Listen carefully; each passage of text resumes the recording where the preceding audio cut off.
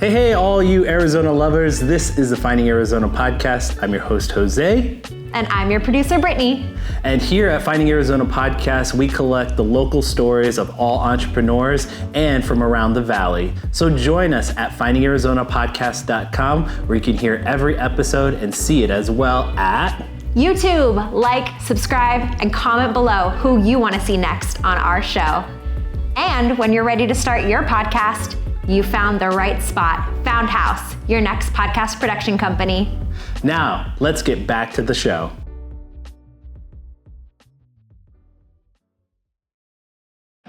Score big with SeatGeek. Whether it's concerts, sports, or live events, SeatGeek has you covered. Use code FindingArizona to get a fantastic $20 discount on your SeatGeek tickets. Catch your favorite live events hassle-free with extra savings. Visit SeatGeek.com and make every experience unforgettable.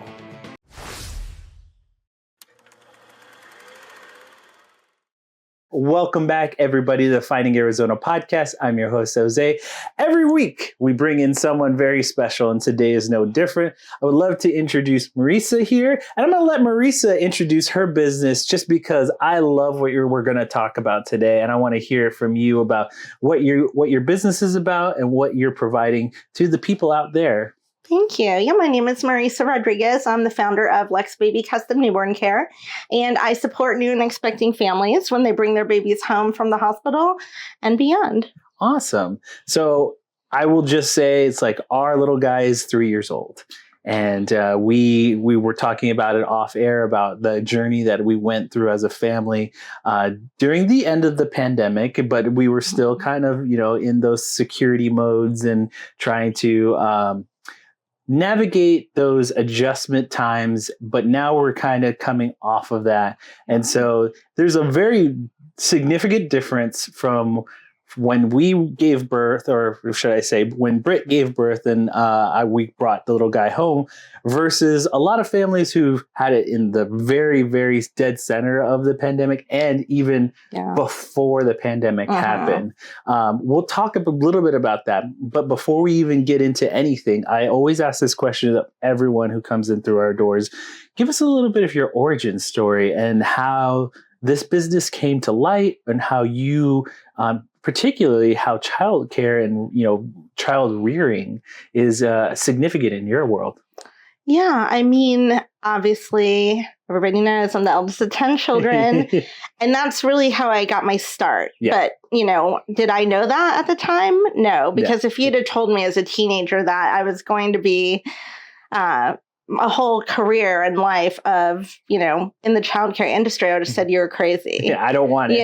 Because when you're in it, it's more like a little bit of a chore, know. But when it came time for me to find a job and be in the workforce, it was like, what are my skills? Yeah. Well, I know how to wrangle a bunch of kids and I know how to handle babies. I'm comfortable with that.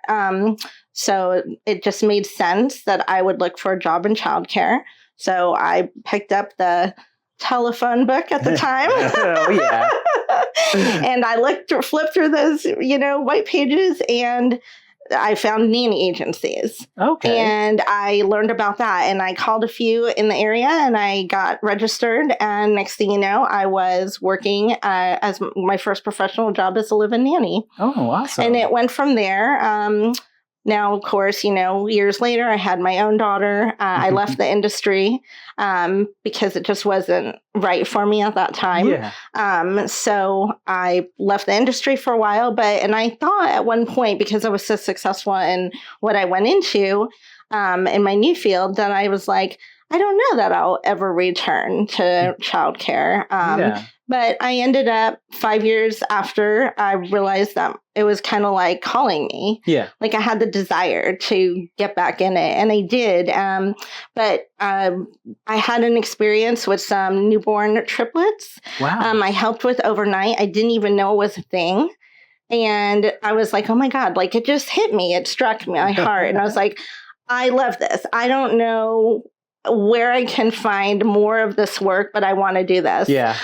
So fast forward, I had my own daughter. I left the industry for a little bit longer, came back to it as a nanny, and my daughter was graduating high school. and the twins that I cared for at the time, from 4 months, they were turning 4 years old, and they were moving on to preschool, and they just didn't need me full time. Yeah. So I transitioned, and the doors, everything aligned, the doors opened, and I've been doing it ever since. That's incredible. Yeah, it's been amazing. I mean, again, a lot of the things that you bring to the table of this experience has kind of like, it's always been a part of your life, so to speak. Yes. And it's always kind of been instilled in your everyday life. And so that's one of the things that I love hearing, because the reason why I asked that is I love hearing the roots, like the roots of the tree come from somewhere, whether that's, like myself, where I did not know where exactly I was going at the time with the podcast, but I knew that I had something, and I just it snowballed for me, where other people have family members that have, previously done the job that their business is associated with. And so that kind of made their path easier for them, or just people who are genuinely interested in the market that they wanted to jump. Those are the types of things that I love hearing, because it shows, I don't know, something about yourself and who you are, and your ability to kind of move along with the market that you're with, and move into different areas of like interest and different areas of like things that you're successful at. And I think that's so beautiful, because, everyone has a different story, a different origin. And one of the things that, you brought up was like, again, this being one of many, and kind of having this dynamic of so many children in one household. Yeah. I know my grandparents are one of 10. Okay. They're both one of 10. Sure. And so I get to meet very, loving, big family reunions, so to speak. Every time I go somewhere with my dad, it's like, oh, this is your grandmother's other sister, in their family. And so it's really nice. And it makes me feel like, wow, there's so much out there. And it's like, they must have had such a genuine love for one another. But it's at the same time, it's like, I know it can be cumbersome, and it can be a lot of, fights, or, arguments, or mishaps, or things like that. For you and your siblings, what was for you, it's like, where was the first half of the group and versus the second half of the group? I can imagine you being in middle school and elementary school is a lot different than you in high school and college area. Yes. So my mom had my brother and I from her first marriage. Yeah. And then she went on to remarry 10 years later, and they had the other 8 children. Okay. So my mom and my stepdad. And so when so my first baby sister came along, because it was just my brother and I. They had their first baby. I was 11. Yeah. So I was so excited. Yeah. And then, the ball started rolling. It's like, wow. By the time I was in 8th grade, I believe, because I was about to turn a freshman. And so when I was a freshman, when the twins, between the 8th and 9th grade, the twins came. So I was always like, everybody was so little. Yeah. Everybody was new babies and toddlers and, 2 years old, 3 years old. So by the time I ran the cycle, I was always always way older than everybody else. So it was a different time. Yeah. They were all really just a bunch of toddlers and babies running around. You're like one part, like you're the same repetition of songs in you, because I know my son loves hearing the same songs over and over again. It's like, I can't imagine like multiple years of the same songs, because the kids go back to that same age of like, it's like the next group picks up where they left off. You just keeps going and going. But what's amazing about, and something I didn't appreciate at the time, because it felt like a lot of work, it just felt like a lot of responsibility, you're the oldest, this, you have so much responsibility is put on you. But now, I mean, these people are my best friends in my life. Like, we love each other, and we do things, and, there's different dynamics, and you're closer to one at some point than the other. But at the end of the day, what I love about a big family is that it doesn't really matter where you come from or what your upbringing was. Mhm. It's just that there's so much love and acceptance. Yeah. And that's like a really cool thing. I love that because again, it's like I only have one sibling and that's my younger brother. Okay. And so our bond is very different than let's say multiple siblings. And ours runs a little bit deeper just because we were the only two. Right. And we were just at the hip because we had to be. We were just literally, that was us, just us too. And so I can imagine, it's like you said, your bond with each of them is different because they came at different points in your life. And so I think that's really beautiful and makes your relationship with them so vibrant and different at the same time as well. And what they see you as, because the youngest is probably like, that's my big sister. Like she's so like, she took care of me just from when I was very small. And it's like, I can imagine that like, wow, look at her now. And she's got her own business and things like that. So that's where I go into now where it's like, what was that like, high school to college years? Like, so where was the siblings at that age? So, and just to be honest, it wasn't always a love fest. I understand. It was not always a love fest. Boy, did we all have our moments. But high school, so I ended up leaving home early. Okay. I want to say around number 8. Okay. Came around. I just was feeling, I wasn't feeling like, I just was feeling like it was a lot and there was a lot of kids and just a lot going on. It's a lot for everybody, to be honest. So I had an opportunity to go live with some other people. Yeah. So at the time, so I really did leave home pretty early, like 16, 17. I kind of ventured out on my own. And, kind of found my way. And, the beautiful thing about is they always say that you return to the place that you come from. And that really is true. Yeah. And that was true in my case too. Yeah, that's really wonderful. I mean, because again, I think that it's important, especially in your path of life, to kind of expand your horizons, so to speak, where you just go out and experience the world. It's bigger than you think. It's more, than what you are used to in those 4 walls that you call home. And so I left right after high school as well. And so I was, going out into doing college and living on my own life in that world. It's definitely different. It's like totally like not what you were used to when you were living with mom and dad. Right. And I was back like intermittently with them and we did some traveling and I helped with some stuff. And then when I was 21, I did come back home and I stayed at home for a while and surprise, my mom was pregnant with number 10.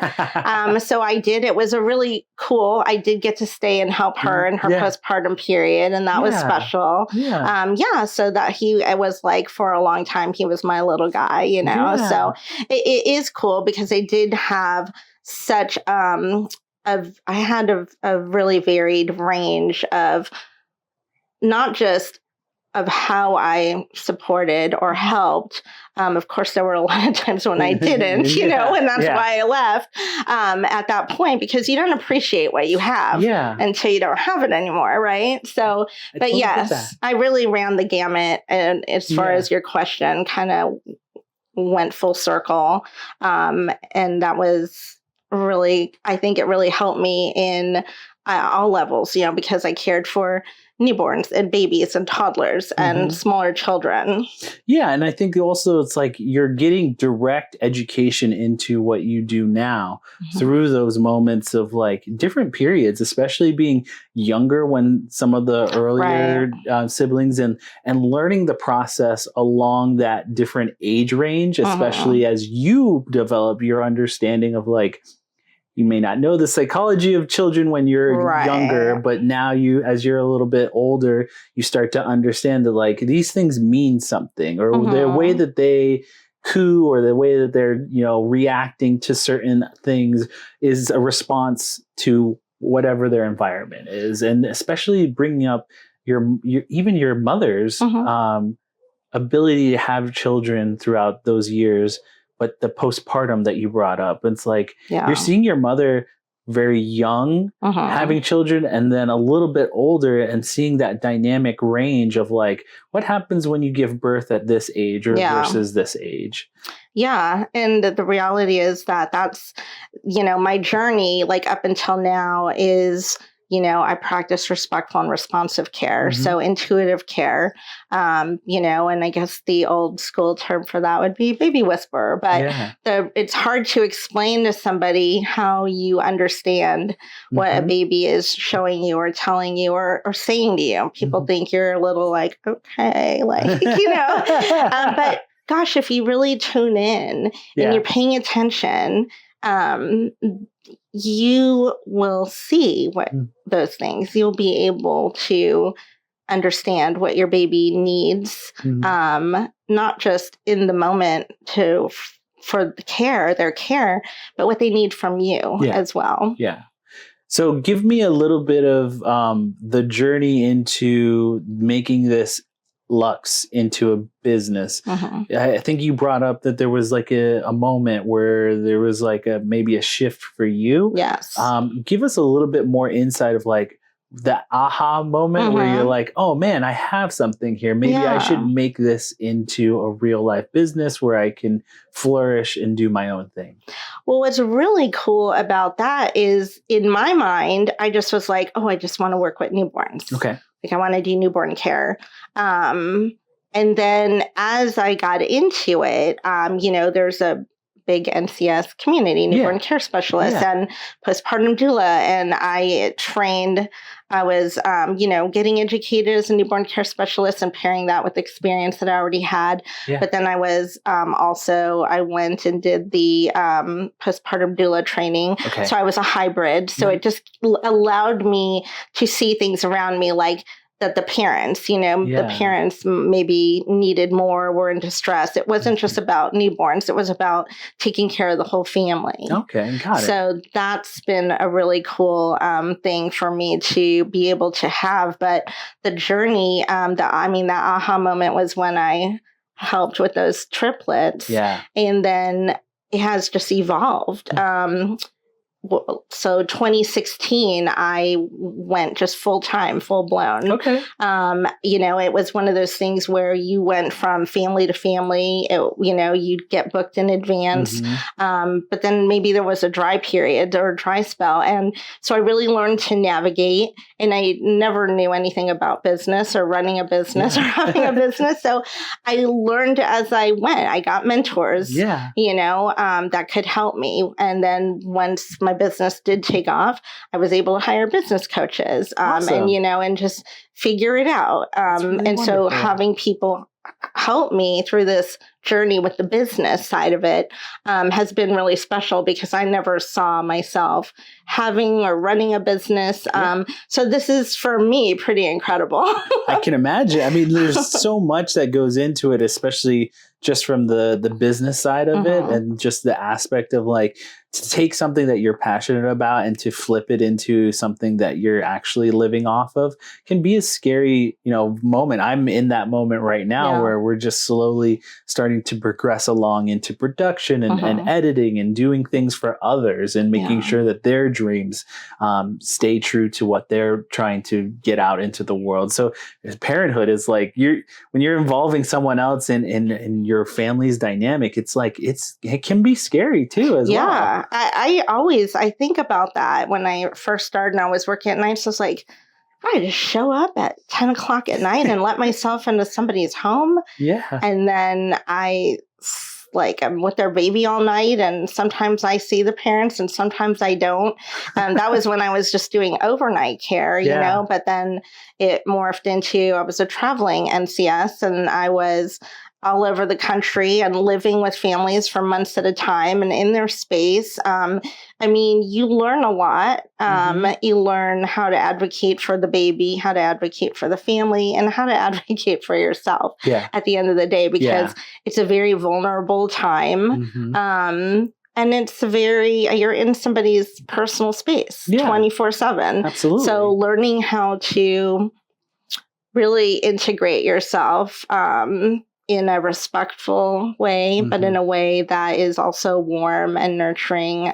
So you learn a lot of things. I love that in this business. I definitely agree. I have no doubt that what you brought up is totally, reasonable, and you can kind of see it as you're bringing up, like, having someone come into your home, having someone to advocate for the child is so important. But those things you learn along the way, because they're never one child is similar to another. No, not and at so all. this is where I bring up the triplets and bring back that aha moment of like, was there something along the lines of like those kids, those three were at a point where it's like one is not the same as the other, even though they are triplets. Right. It's like, was there anything different, like that idea of like advocating for one of them versus all three of them?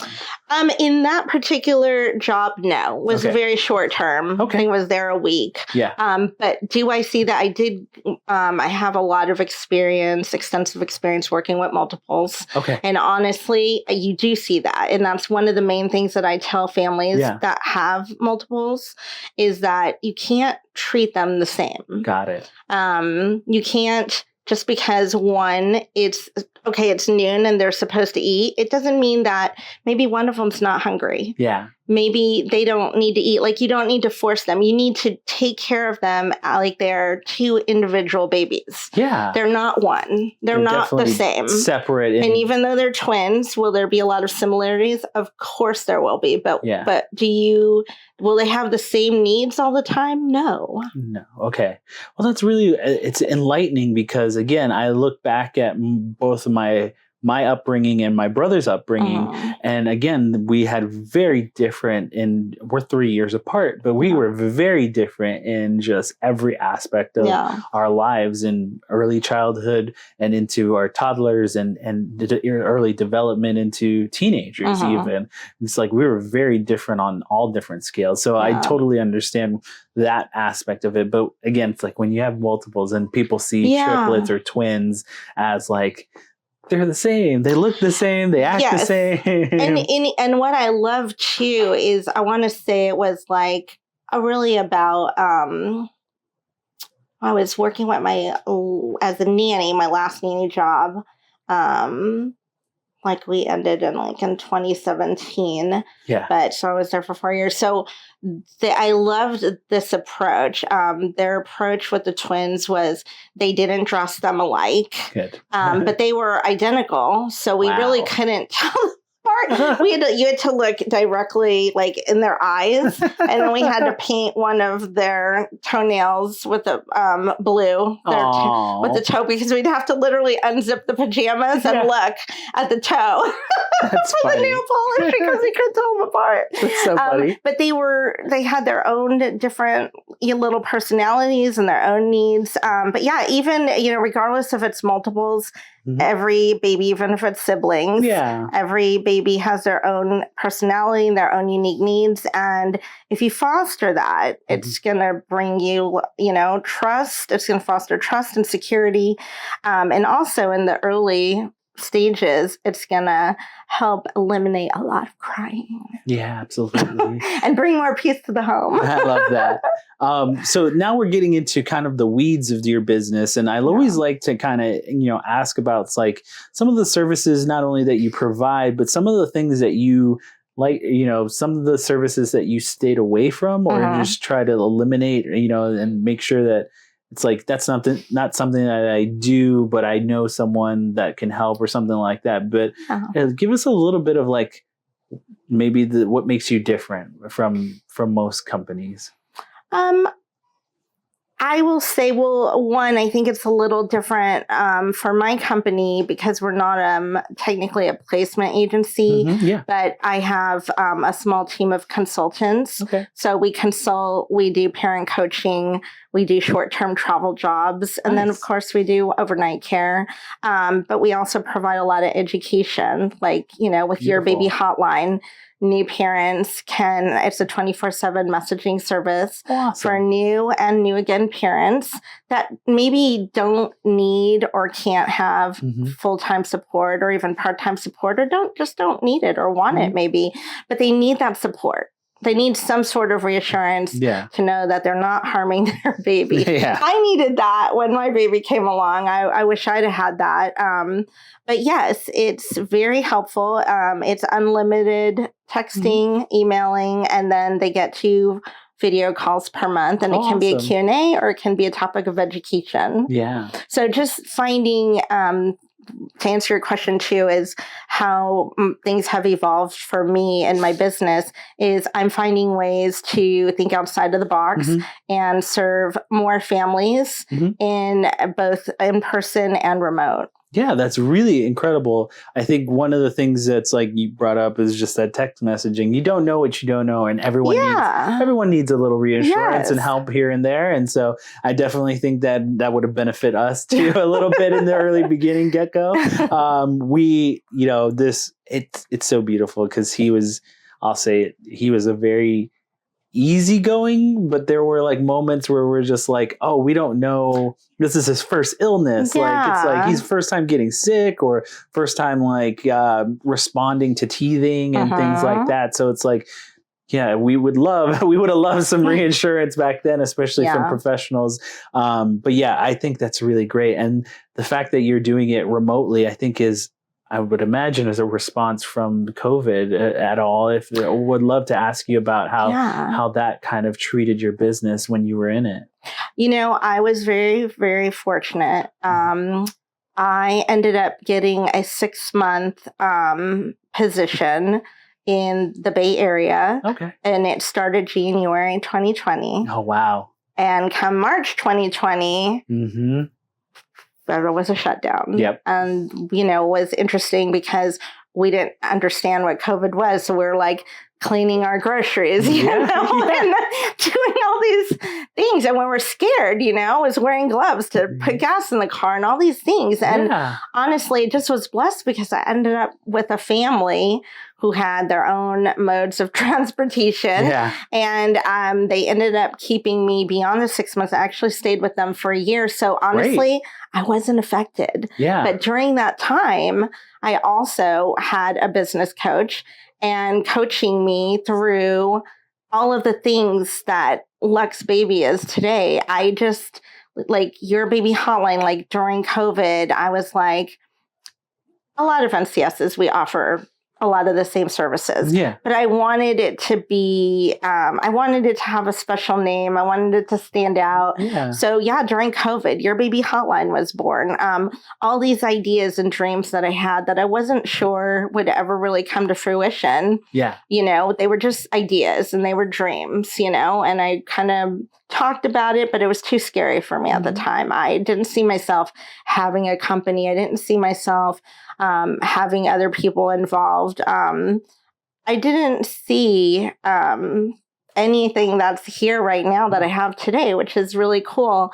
But it all just happened so organically. And that's where, it has brought me today. And that's been great. I think, that's really incredible because, again, there's so much that you said that as far as like, you wouldn't have seen some of the things that you have today through that kind of cloud of like the past that you've had and having to deal with some of those situations. But it's so beautiful that it's like you have managed to stay afloat because you have trusted the process. You have allowed yourself to grow, and you are also making an effort to grow, which I think is really beautiful. It's like, this life lesson that I've heard is like a life responds to effort.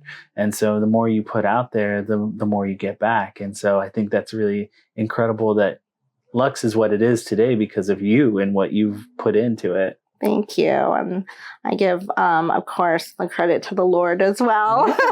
Because I would not, without the Lord, I definitely would not be here as far as I've come. But honestly, it's been a journey. And I think a big lesson for me too was embracing the fear. Like I'm, afraid being visible. And that was a big thing. Like I rebranded last year. Okay. So we relaunched Luxe Baby in last December. Wow. So it's going to be a year. And I just was like trying to figure out an out of the box way to connect with parents who would need these services, but didn't know, one, that they existed, and didn't know that, there were companies, even other NCSs or doulas. A lot of people don't know that those are available. Those services are available. Yeah. So I'm just getting the word out and kind of putting myself out there. Yeah, absolutely. So you brought up these like moments of like the way that you kind of do these services is kind of either month to month or kind of these long extended contracts. I would love to know, and this is just a curiosity of mine, because I think if we ended up having someone helping us out, I'd feel like this connection with the individual because you're spending so much time together.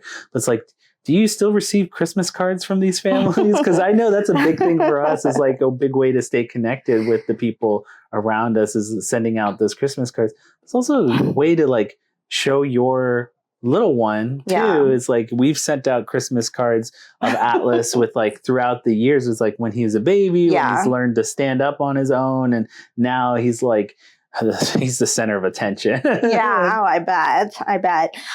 I do stay in touch with some of the families over the years, and I have, some relationships are more lasting. A lot of times, in many cases, the nanny, they will hire the nanny and I'll train the nanny before I leave for the concierge positions. But yes, there are many relationships, and they are wonderful. The last 3 years, I've barely been home. So this has been an opportunity for me to kind of connect with my local community. After COVID, I felt like it was time to be near family. Yeah. And I'd been on the road. I'd had 2 different storage units in 2 different states. And so I just needed to get it together. I needed to be near family. Yeah. So I've been back in the Valley now for almost 3 years. And being here and connecting with people locally is really important to me right now, and gathering community, Yeah, absolutely. I think that one of the biggest things for us in particular, for our family, is that big ability to gather around one another and be family, family, and that family dynamic in particular. To me, I'm like very much want that to be a big part of his life. And as a like, for a person who's grown up around 2 parents who find family very important, but also find community very important. I just grew up around my dad being the barbecue guy, and the neighbors coming around and having conversations with them, and always growing up in that very strong community of like individuals. Because I knew that when my parents weren't watching me or playing like in the neighborhood, those other neighbors and parents who knew my dad were watching me. Right. And so that dynamic was definitely felt as a child for sure. And so I would love to ask you about your daughter too. I mean, how much she's been developed with a parent who's in the system of like developing other children's, like what's she like and what does she think of your business? Oh my gosh, she's absolutely wonderful. She just a year ago stepped into my line of work as a postpartum doula. Wow. Yeah, she's working as a postpartum doula. She's been working actually with a wonderful family that they adore Alyssa, and she adores them. And they have a very special little girl, and she's been there for a little bit.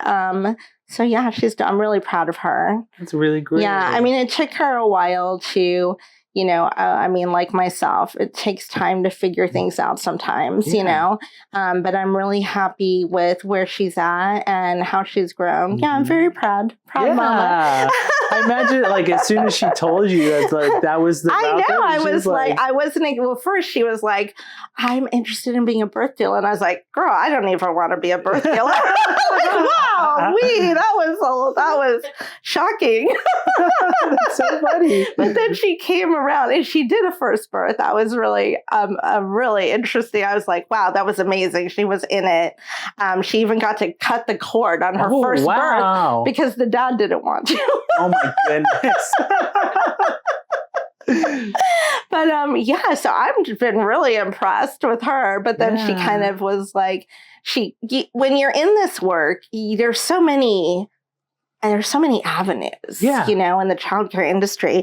And even as a doula, as a newborn care specialist, you find your niche, you know, like my niche was always sleep. Yeah. You know, as a nanny, as a newborn care specialist, always sleep based. Awesome. So yeah, you just figure it out. And I feel like that's what she's done. So yeah, very proud. I love that because again, it's like you're extending what I believe is a legacy of someone who cares and someone who's trying their best to really instill those foundational things that you learned with your own family, and your own siblings and her aunt and uncles.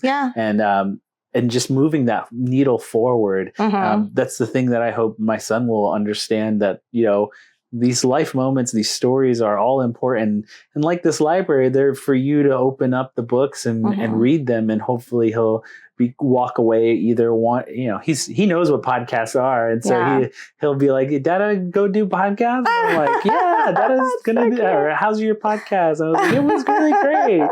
And so I hope that either, you know, my ultimate hope is that he'll be interested enough to want to start his own, and I can help him move that along, or something along the lines where he's like, I want to be your producer or something like that. That'd be awesome. Yeah. But yeah, again, it's like, I didn't fall in the line of work of my own father, but I hope that he knows how much he's taught me and how much I try my best to, give my son the same love and relationship that he gave me. Yeah. And so that's something that I think he's proud of me about. And I think that's something that he knows, that it's like, I love that that's what you bring to your family. So, yeah, I mean, even after all this time, I think it was just a couple weeks ago, I was on the phone with my mom and I said, you know what, Mom? I said, you know, it dawned on me recently that I don't think I ever really gave you credit, like, you know, about like what I do and where I'm at today. Like,